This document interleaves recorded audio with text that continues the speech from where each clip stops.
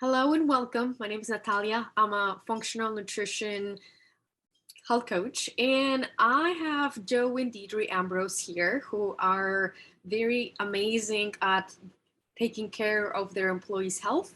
They did a corporate wellness program with me, and I have them here so that they can share their experience. And I will leave them up to introduce themselves and also ask a few questions so that they can share with you how their experience has been. So, Joe and Deidre, would you mind telling us a little bit about PDUSA, which is your company? Hi, I'm Joe Ambrose, and this is I'm Deidre. Ambrose. And we felt God calling in our heart to just help people with their health, because they ripped out home ec in so many schools across the country the last 10 years, and nobody knows how to feed themselves healthy. And I specifically was looking for somebody that would also not talk about health, but also do a cooking class, because we found some of our employees, they would say, okay, now I can't eat this, but what can I eat? What is tasty? How can I eat? And I had a young man very upset who was diagnosed with type 3 diabetes, and we just decided we had to do something. So we went searching for somebody that could do both nutrition and cooking, and Natalia is who we found. That's why we picked Natalia. So Deidre could tell you a couple things that have happened. So specifically, two of our employees, one employee just stopped eating a lot of the processed snacks and things like potato chips and packaged cookies, and he just switched to eating fruit for his snacks, and he has lost like 35 pounds and feels really good. And the young man, this young man's only like 29, the one who has diabetes. He has incorporated some of these whole foods and cooking for yourself things that Natalia has shared with us, and he was on 5 different medications to control his diabetes, and now he's down to just one, and I think he's lost 50 pounds now. So we just really, you can't enjoy life if you don't feel good, and it doesn't matter how much money you have. If you can't enjoy it, you can't enjoy life because your body is falling apart. You just can't enjoy life. And we really wanted to bless our employees by helping them to have a better life through taking care of their bodies. And we really felt by what we were seeing with what we could see people eating at lunch, that a big part of it was them not eating healthily. And Natalia did a great job of helping us to read labels, which is so many people never read labels, and a big eye-opener. Many people commented they had no idea they were eating so many extra grams of sugar in packaged food, and Natalia did a whole presentation on that. A lot of people were like, were blown away. And so we have seen among the employees some behavior changes. Now that it's been pointed out to them, they're making changes. And so we really hope that we've already seen some improvement in health, and we're hoping that more people in our group see some real significant results. I'd just like to comment about the cost factor. We have seen a drop in absenteeism, especially of the younger people. The older people are actually healthier than the younger people. They had their mother, like my mother, said you have to have 2 vegetables with every meal. And so we just have a different mindset. But the group that grew up in the last 25 years had nobody to guide them, no home ec at school. So it works. It works. And we're seeing results. And they also talk at lunchtime and say, you eat that, I'm going to tell Natalia. So, they do tease about that. They talk to each other. And Deidre, I've also prayed about, one concern of mine was, are we going to make everybody take it, or is it going to be voluntary? And so we literally prayed that one morning on Friday, and I had a business lunch meeting with about 120 people that day. I was sat at a table with different people, and it was in November, and the man next to me had 180 employees, and he always did it voluntarily. And I said, well, how many people sign up? And he goes, well, he said, all the people sign up, it's about 8 or 10% sign up. And he said, but they're all the ones that don't need it. He said, the ones that do need it don't sign up. And so Natalia's been able to coach these people who've never been coached, have no ideas about sugar. Their idea of food is fat-free, and the label on the front says fat-free. That must be good for me. And that's just not how food is. You need to nutrition packed food, everything, right? Proteins and fats and carbohydrates, but it's got to be nutrition packed and not empty sugar calories inside soda cans. Yeah, and Right? it was very valuable. Natalia did some cooking demonstrations, and she introduced some things that people had never tried before, and it's been very helpful. But we know people are now eating some new things they never tried before that are higher in fiber, lower in sugar, and they're reading their labels. And so the cooking demonstration was helpful. And she also did a really helpful walk through the supermarket, read your labels, see the differences. And we know that it's made a difference in our employees, and we're so happy for them. I mean, it helps us because they're not missing work as frequently, but we're really happy that it is a benefit to them personally.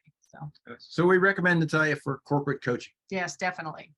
Thank you. I'm very glad to hear the positiveness and the impact of the group coaching so far. We still have 4 more sessions to do.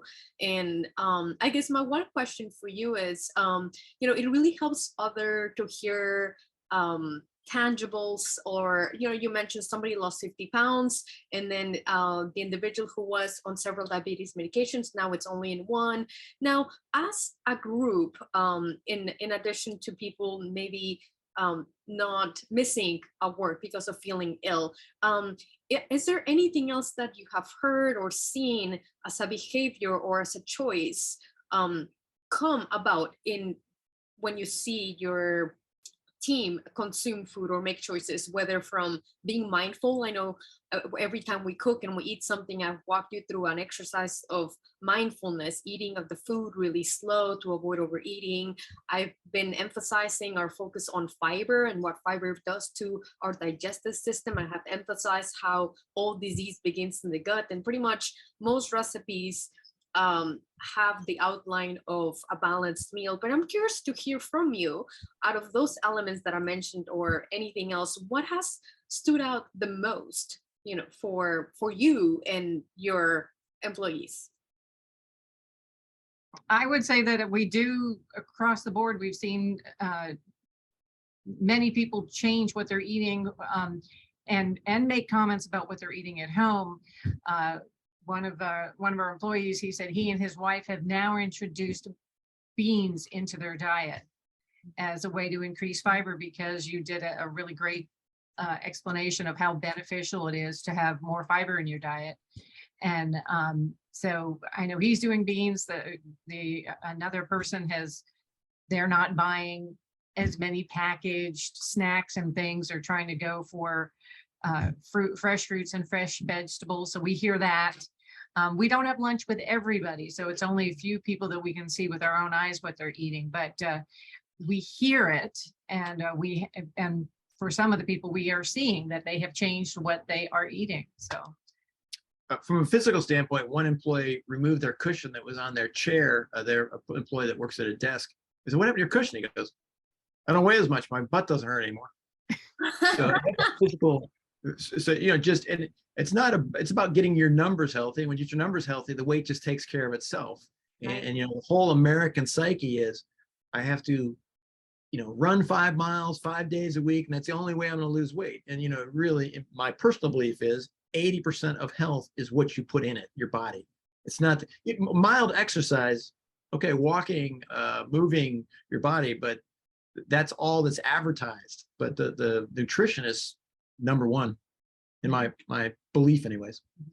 Right. You can't really exercise a bad diet. I would exercise a bad diet. I see a lot of people who want to feel lean and feel results after they do go and work out in the gym, and they just don't see it because a lot of what they're eating, they're like, oh, I can eat whatever and I'm gonna burn it. And it really doesn't work that way. And when it comes to disease, it is just, you are what you eat. I know, I remember we talked about that when I talked about the macros, fats, proteins, and carbs, and just kind of went into sugars. And I'm glad that you have found the cooking demonstrations beneficial. I know we have a few more sweets demonstrations to come, and more demonstrations of just easy, quick, and healthy meals, adding produce, because I feel that most people struggle with that. Oh, how do I add my greens? How do I meet my requirements? So I'm excited to the sessions that are coming up with an emphasis on just overall color and